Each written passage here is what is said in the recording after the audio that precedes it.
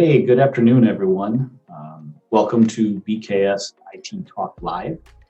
Looking forward to seeing some new faces, maybe. And if there's anybody joining out there, go ahead and comment and say hello. Love to see you, and hopefully we can answer any of your questions. We look forward to anything you've got to say. Just let us know. So really quick, I kind of wanted to talk about this week. Just had a conference call with a customer that I thought was very relevant to conversations that we are having today. And this week, and today, wanted to talk to you guys about securing your own data. How do you stop your employees from taking your data? It could be, if you're a healthcare provider, you could be your employees could be stealing proprietary or PII or private information, and causing you a potential breach in security, and your customers a issue with identity theft. If you're not a company that has a lot of PII, or you still have proprietary data. And sometimes you have customers' proprietary data. You could have the blueprints to their latest widget that is top secret. You could have the blueprints to their plant. You might have their entire corporate roster, if you're a consulting company. I don't know. The possibilities are infinite as to the type of data you would have on your device, or have access to, how your employees have access to. And by the way, you need to give your employees access to that data. That's how you survive as a company. But how do you protect that data from going out? How do you protect that data from ending up in your competitors' hands? So there's a lot of different ways to do that. And when you start breaking down the cybersecurity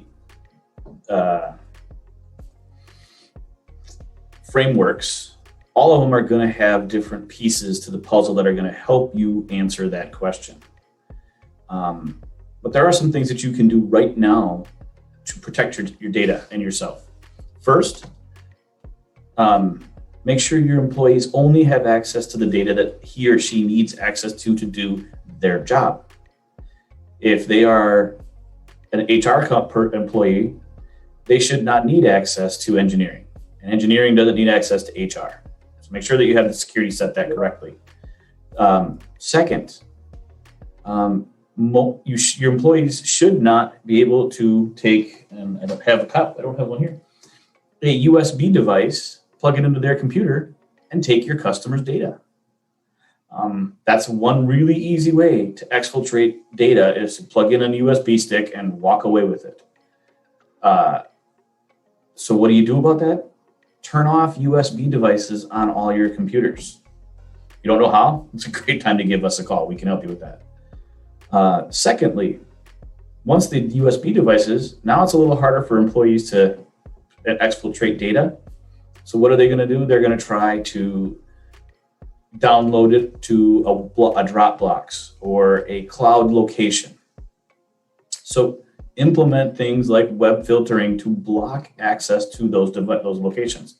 It's also a great idea, just for a pure cybersecurity aspect, is that way if they have something on either the USB device or their cloud drive, they can't download it into your network and cause a ransomware attack or a virus or, God forbid, a third-party breach.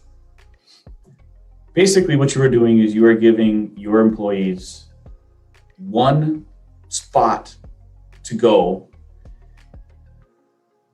and exfiltrate data, and they're going to use their own corporate email to exfiltrate the data and email to themselves, which leaves a ton of tracking. Hey, thanks, Joe. Appreciate the comment. Thanks for watching.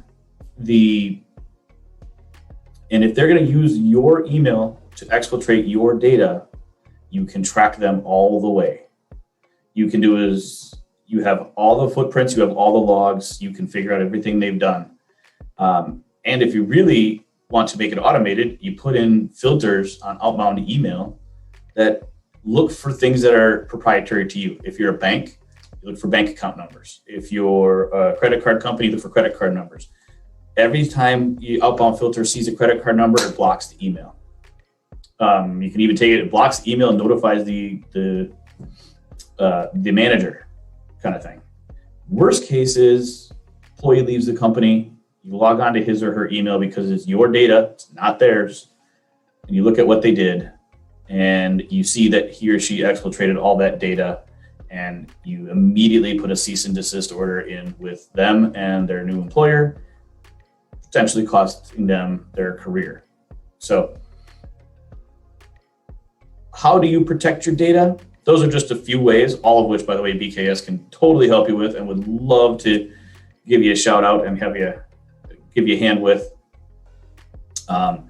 But if you really just want to do the basics, the first thing you need to do is have a policy that states that your computers are personal, your computers are corporate, the data is corporate, and it shall never leave your environment.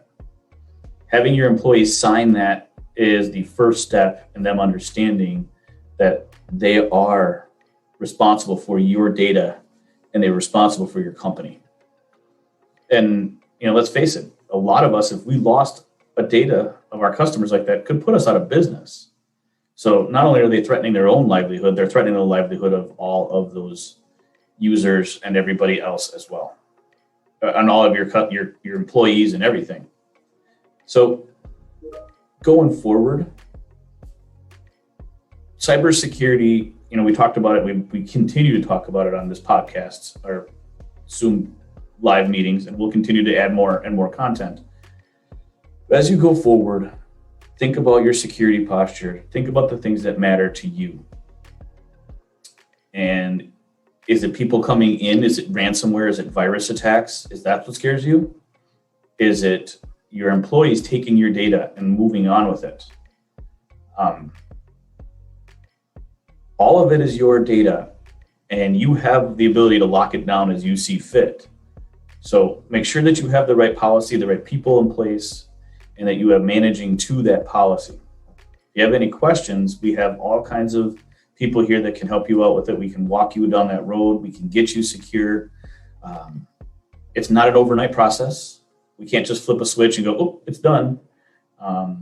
We've got a couple of customers right now that we're sorting through 30 years worth of folders and data to sort and secure to make sure that the right users have the access to the right files, that the HR doesn't have access to engineering and engineering doesn't have access to HR. The next step is going from there is adding the right users to allow access into websites and so forth. Some of this is free. You can do those security things probably already on your data without having paying money. Once you start getting into web filtering and outbound email filtering and those kind of things, that gets a little more expensive. And then ultimately, if you do have a breach or you do have a data security issue, maintenance of the logs of those employees are crucial to finding out what he or she exfiltrated, what he or she did, where it went, and how you can potentially recover it.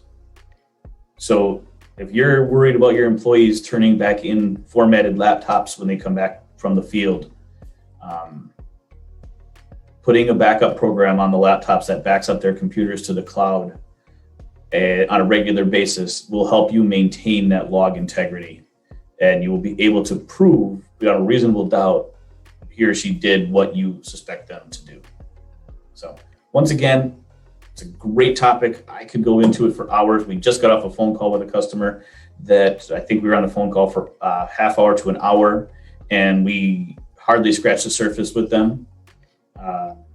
Give us a call. Let's talk about it. If you have questions, catch us on BKS-Systems on social media. A link to this video will be posted on LinkedIn and YouTube in the next 24 hours or so. Please share the video.